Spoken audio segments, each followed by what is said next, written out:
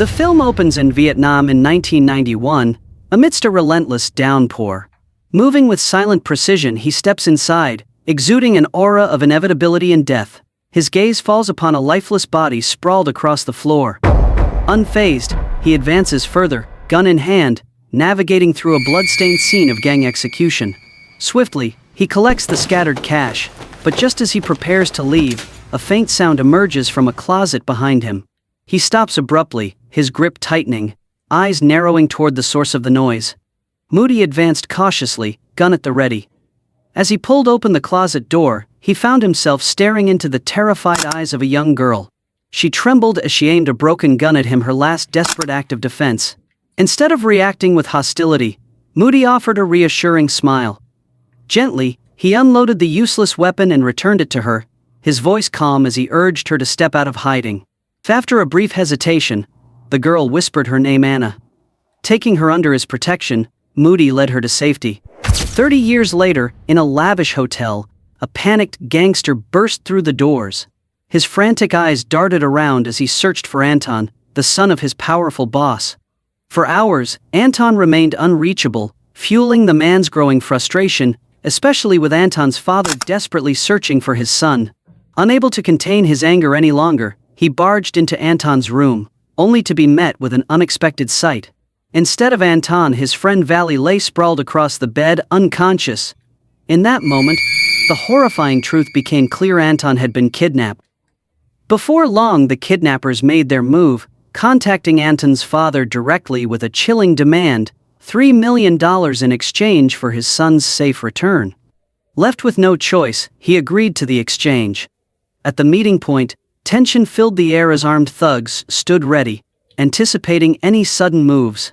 A blue truck soon arrived, drawing their immediate attention. Wasting no time, they rushed to inspect the cargo only to find it completely empty. Frustrated, they yanked the driver from the vehicle. It was Anna, now a grown woman. After thoroughly searching her for any hidden weapons, they escorted her back to the boss's villa. At the villa, Anna was forced to stand before Don Pra, the infamous crime lord. Without warning, he delivered a brutal punch to her stomach, making her gasp as pain shot through her body. Yet instead of prolonging the punishment, he simply barked, "Bring the cash." His voice was laced with menace as he made his intentions clear: money or not, neither she nor her boss would walk away alive. They would be hunted down and eliminated without hesitation. But despite his threats, Anna remained unfazed, her expression unwavering. She locked eyes with him, her gaze steady and unshaken. "I'm not here for the money," she said coolly. Before Don Pra could react, Anna moved like a flash, pulling a concealed knife and driving it straight into his throat. Chaos erupted as she swiftly eliminated the two guards beside him, their bodies collapsing before they could even reach for their weapons. Without a glance back, Anna turned and walked away, leaving the cash untouched. A silent, chilling message. As the remaining guards realized what had happened and gave chase, they were picked off one by one, each falling to the precise shots of an unseen sniper. Wasting no time, Anna leaped into the gangster's truck and started the engine. Meanwhile, deep in a nearby forest, Moody had expertly restrained and gagged Anton, leaving him bound and helpless in the wilderness. Satisfied that everything was in place, he left without a trace, rendezvousing with Anna as they sped away from the scene.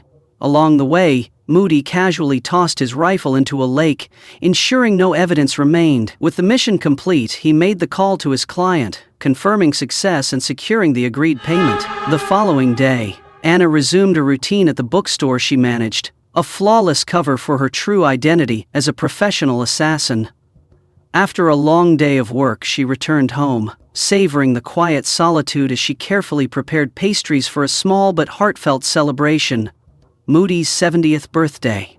Later that evening, she drove to his villa where she was greeted by his caretaker. Everything was set for the surprise, but Moody reacted unpredictably, launching an attack with his new drone and shouting that he had no interest in celebrating his birthday. Unfazed, Anna simply handed him a small pastry and softly urged him to make a wish.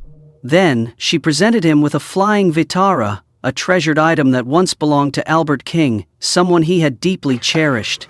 However, despite the moment of nostalgia, Moody couldn't conceal his persistent cough, a clear sign that his health was steadily declining. Despite his worsening condition, Moody stubbornly refused any offers of help. Instead, he led Anna to his hidden safe house, an underground space concealed beneath a shed. There, he accessed his main computer using a USB drive cleverly disguised as a pendant. After completing his task, he turned to Anna and revealed that he had purchased the building where she ran her bookstore. It now belonged to her. Without missing a beat, he gave her a new assignment: to track down an old associate of his, a man named Lucas Hayes. A crucial mission he trusted only her to complete. Anna agreed to Moody's request and visited Benny's dry cleaning shop, which served as a front for his hacking operations. She asked him to help track down Lucas Hayes, the man Moody had instructed her to find. The following day, at her bookstore, Anna greeted a man who appeared to be interested in rare books. As she showed him one, however, his attention quickly shifted to her, and he began asking about her rather than the books. With a calm smile, he handed her a business card bearing the name Michael Rembrandt. The next day, Anna met with Benny, who revealed that Lucas Hayes had last been seen as a child. He handed her a drive containing all the available information about Lucas. Without hesitation, Anna called Moody to relay the news, but as soon as she entered the house, a shocking scene awaited her. The caretaker was dead.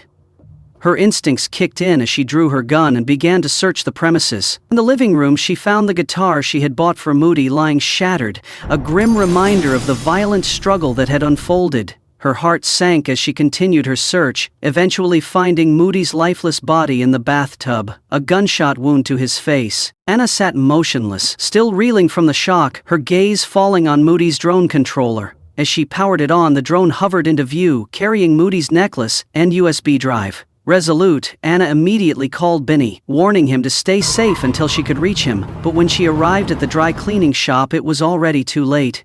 She stood frozen, staring at Benny's charred body, burned inside the clothes steamer, the gruesome sight confirming her worst fears. With no time to spare, Anna rushed back to the bookstore to gather her gear, but suddenly, a group of armed men appeared, unleashing a hail of gunfire that shredded the store.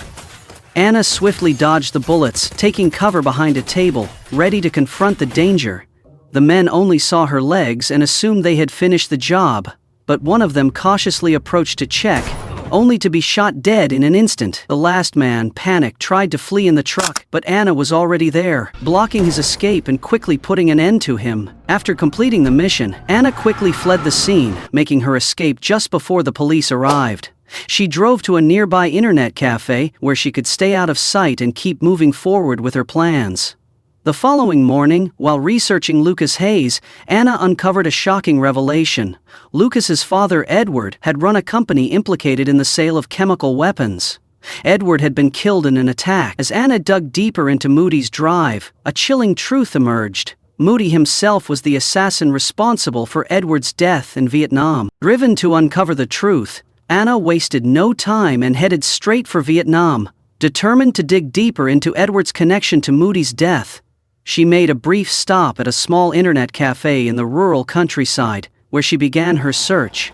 As she scrolled through the information, the roar of a motorcycle gang approached the cafe, speeding down the nearby road.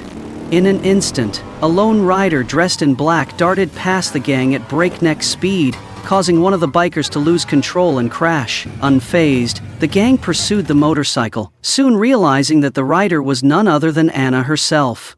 The leader of the gang, a young man named Billy, was taken aback when he recognized her. As they conversed, Anna casually mentioned her bicycle and referenced Joso Hall, the current head of the company once owned by Edward. Billy, hearing that Moody had died, began to question whether Joso was somehow connected to Anna. However, Anna reassured him, explaining that she simply wanted to meet Joso for a conversation. Sensing her sincerity, Billy agreed to help. He arranged for a gang member, who now worked as a security guard at Joso's company, to assist Anna in securing the meeting. Anna also learned that Joso always traveled with a personal security team and had a strong preference for cigars, an essential detail she planned to use in her approach. Determined, she prepared a thoughtful gift, a selection of cigars Joso favored, elegantly arranged in a luxurious box. Later that night, as Joso moved with his security detail, Billy Boy's gang ambushed the convoy, blocking their path and leveling their guns at everyone. Amid the chaos, Anna calmly slid into Hoso's car, locking eyes with him. "Getting to you was easier than I expected," she said, her voice icy. Without hesitation, she demanded the truth about Edward's life at the company. "If you don't tell me," she warned, "I'll be the last thing you see." Before leaving, Anna placed her business card on the seat, a chilling reminder of her power and intent. Later, Joso called Anna, clearly unsettled by the feeling that she was following his every move. Anna calmly reassured him that her interest was solely in learning more about Lucas, Edward's son. Relieved, Joso agreed to meet her at his office, with his lawyer present. Anna confirmed her willingness to meet both of them there. Upon arriving at Joso's building, she effortlessly bypassed security and was escorted straight to the office, where Joso and his lawyer Duke were waiting. Anna wasted no time, cutting straight to the chase by demanding that Joso reveal what he knew about Lucas, as 3 of her friends had died because of him. Both Joso and Duke showed signs of unease, but Joso attempted to deflect her questions. In a sudden, shocking move, Duke pulled out a gun and shot Joso in the head. He then took one of the cigars Anna had sent earlier, lighting it as he coldly demanded to know more about her. In an instant, Anna assessed the room, pulling a small blade concealed within the cigar and swiftly slashing Duke's face. Seizing the moment of chaos, she made a quick escape through the ventilation shafts. A group of armed men burst into the room, firing at the ceiling in an attempt to intimidate Anna. But she effortlessly dodged the barrage. Acting fast, she activated the sprinkler system, using the downpour to mask her movements. Without hesitation, she dropped from the ceiling, gun trained on Duke, forcing his men to lower their weapons. Wasting no time, Anna made her escape, grabbing a power cable and electrocuting her pursuers, sending them crashing to the floor. Yet, gunfire continued to chase her. Staying composed, she swiftly eliminated 2 more attackers before using a water hose to swing down to the ground floor. As Anna sprinted outside, a car suddenly slammed into her, sending her crashing to the ground. Before she could recover, Duke and his men seized her, dragging her away. They interrogated her relentlessly, but Anna remained defiant, refusing to say a word. Frustrated by her silence, Duke resorted to torture, questioning her for hours before finally locking her in a secluded room. Despite the pain and exhaustion, Anna refused to break. Eventually, Duke brought in a specialist, Rembrandt. He approached her with a bowl of bone broth, casually remarking that it would help reduce inflammation. As he set it down, he spoke in a calm, almost conversational tone, revealing that both he and Duke worked for a powerful figure. However, he insisted that he had no involvement in Moody's death. That was the extent of Duke's offer. He would help Anna, but only if she agreed to assist him in return. Seeking approval, Rembrandt approached Duke, who hesitantly allowed his involvement. However, Duke had little choice, knowing he had overstepped by killing Joso without the boss's permission.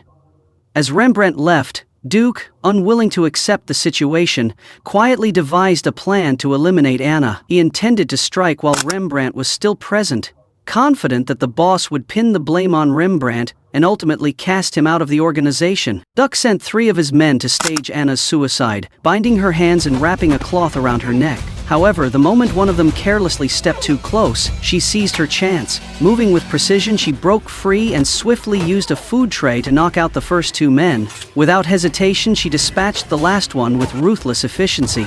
Escaping the room, Anna vanished into the shadows, biding her time. When Rembrandt later arrived to assess the situation, he was stunned by the scene before him, evidence of her lethal skill and unwavering resilience. Rembrandt cautioned Duke that Anna wouldn't stop until she came for him, but Duke merely smirked, welcoming the challenge.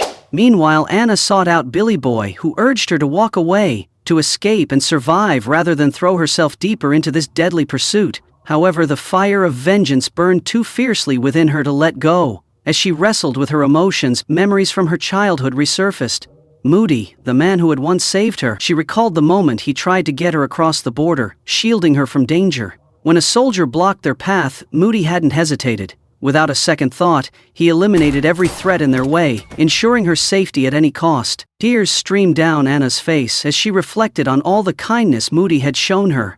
Seeing her unwavering resolve, Billy was moved and chose to stand by her side. He took her by boat, navigating deep into the dense forests of Vietnam, until they arrived at a secluded Catholic hospital, the last known place where Lucas Hayes had been seen years ago. Disguising herself as a health ministry official, Anna approached the nuns and requested Edward's medical records. Once she secured the documents, she immediately reached out to Billy, instructing him to trace the file number. The results uncovered a shocking truth. The records indicated that Lucas Hayes had never left the hospital. Anna returned to the hospital and uncovered a crucial truth. Lucas had been taken in under the name Christian. The nuns guided her to a quiet room where he lay, frail and unresponsive, now both deaf and blind, receiving round-the-clock care. Just then her phone rang. It was Rembrandt. He calmly informed her that he knew exactly where she was and proposed a meeting. After a brief moment of thought, Anna agreed and set the time and place. That evening they met over dinner, each watching the other carefully, both aware that this encounter was more than just a casual meal. Rembrandt attempted to convince Anna to abandon her pursuit of his boss, but neither let their guard down. Beneath the table, both had their guns discreetly trained on each other. Yet, amidst the tension, an unspoken attraction surfaced, their words laced with subtle flirtation. Despite this brief moment, Rembrandt remained firm. He warned Anna that her relentless path would only lead to death.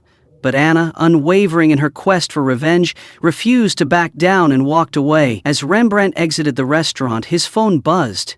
It was one of Duke's men. With Duke's approval, the assassin quietly set his plan in motion. Rembrandt had just become the next target. Duke contacted Rembrandt, revealing that he had pinpointed Anna's hotel room. But before Rembrandt could respond, an ambush erupted. Two attackers lunged at him, forcing him into a brutal fight. He swiftly overpowered them, but before he could catch his breath, a third assailant opened fire. Ducking for cover, Rembrandt navigated the relentless onslaught, his pursuers showing no signs of backing down. But his sharp instincts and combat prowess turned the tide. One by one he eliminated his attackers, emerging victorious, once again proving why he was not a man to be underestimated. The guard outside spotted Rembrandt walking calmly, showing no signs of injury. Sensing something was off, he immediately hailed a taxi and drew his gun, determined to follow. However, Rembrandt outmaneuvered him, luring him straight to Duke's apartment. Inside, one of Duke's henchmen was caught off guard. Anna ambushed him, firing through the door. Seizing the moment, she launched a relentless attack on Duke, subjecting him to the same torture he had inflicted on her before delivering a brutal final blow. Moments later, Rembrandt arrived, drawn by the sound of gunfire. With his weapon ready, he stepped inside, only to find Duke hanging from the rooftop, bound in bedsheets. His reign of terror ended. Rembrandt's phone rang. It was Anna. Her voice was cold and unwavering as she informed him that she had uncovered the identity of his boss. "You'll find out soon enough," she added before ending the call. Before Rembrandt could process her words, a bullet grazed him, forcing him to retreat. Moments later, Anna entered, pistol in hand, scanning the area for him. Without warning, Rembrandt launched an attack, and a brutal fight ensued. Though he fought fiercely, Anna managed to shoot him. Undeterred, she drew a knife and pressed forward. The battle raged on, each move calculated and relentless, until Rembrandt suddenly used his sheer strength to rip across Anna's cheek, drawing blood. As Anna stepped out of the building, a sudden gunshot tore through her hip, making her stagger. She struggled to stay on her feet as her attacker closed in. But before he could finish the job, a single, precise shot rang out, dropping him instantly. Anna's breath hitched as she turned to see a cloaked figure standing in the shadows. Her eyes widened in disbelief. It was Moody. The very man she thought was dead had just saved her. Without hesitation, he knelt beside her, swiftly bandaging her wound with practiced hands, his movements firm yet careful. Phoebe revealed that on the day of the supposed attack at his mansion, he had disguised himself as someone else, faking his death to deceive everyone. Back in the present, he and Anna quickly uncovered that Rembrandt's boss was holding a lavish charity event at his estate. Meanwhile, Billy Bob, their ally, informed them that their enemies had anticipated Anna's next move and were convinced she would make her appearance during the event. The mansion was heavily guarded, with security personnel stationed throughout the grounds, accompanied by sniffer dogs, surveillance drones, and patrol boats on standby. Inside the grand ballroom, an air of tension filled the space. On the dance floor, Rembrandt moved with calculated ease, his sharp gaze scanning the crowd, waiting for any sign of Anna. Unbeknownst to him, she had already infiltrated the estate, disguised as a waitress. As Rembrandt's boss took the stage, delivering his speech with unwavering confidence, Anna remained hidden in the shadows, her gun ready. And she surveyed the room carefully until her eyes unexpectedly met Rembrandt's. Rembrandt spotted Anna instantly and lunged toward her, trying to subdue her before she could take the shot, sending the ballroom into chaos. Security swiftly escorted his boss out, rushing him to a hidden bunker and locking it down for protection. Meanwhile, Anna's old wound reopened, blood seeping through her clothing as she staggered away. Rembrandt followed the crimson trail, determined not to lose her. Desperate, Anna launched an attack despite the pain, but in the struggle, Rembrandt managed to shoot her in the shoulder just as she tried to escape. Wounded but undeterred, she pressed on, forcing herself to flee, while Rembrandt remained relentless in his pursuit. While the boss hid inside the bunker, he was suddenly confronted by Moody.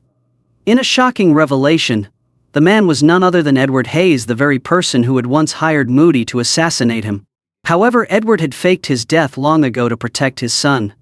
Moody, his voice cold and unwavering, told Edward that he wasn't after him for vengeance, but for redemption. He needed to find Lucas to atone for his past sins. But he didn't let Edward escape the truth. It was Edward's own actions that had led them both to this moment. Now there was no turning back, only retribution and the inevitable collapse of everything Edward had built. Moody didn't shy away from the truth. He openly admitted that he was no better than Edward, despite all the lives he had taken. However, unlike Edward, he had never pretended to be a righteous man. With cold resolve, Moody declared that both of them had to pay for their sins. Without hesitation, he pulled a bomb from his pocket, determined to end it all. Meanwhile, Rembrandt had tracked down Anna, his gun trained on her as she bled heavily from her wounds. Just as he was about to pull the trigger, Moody's bomb detonated, unleashing a powerful explosion that sent them both flying. The thick smoke engulfed the area, and in the ensuing chaos, Anna seized her chance to escape. Anna finally evaded her pursuers and returned to her hometown. Sitting in silence, she was consumed by memories of that fateful night, the night when a ruthless gang stormed her neighborhood. She had been forced to watch helplessly as the thugs mercilessly executed her parents on the very street where she had once played as a child. When their brutal act was done, they took her to their hideout. There, she watched as one of the gang members calmly assembled a gun before walking away, leaving her alone to drown in fear, grief, and the crushing weight of her loss. In a fleeting moment, Anna seized the chance to assemble the gun, her mind set on avenging her family. Without hesitation, she eliminated every last one of the men who had shattered her life. Afterward, she made her way back to her apartment, but just as she neared, Rembrandt emerged from the shadows. Without a word, they raised their guns at each other, locked in a silent standoff. Then, gunfire erupted, shattering the stillness. The battle raged for several tense minutes until, in the end, only Anna remained. She walked away from the building alone, the weight of painful memories still pressing heavily on her soul.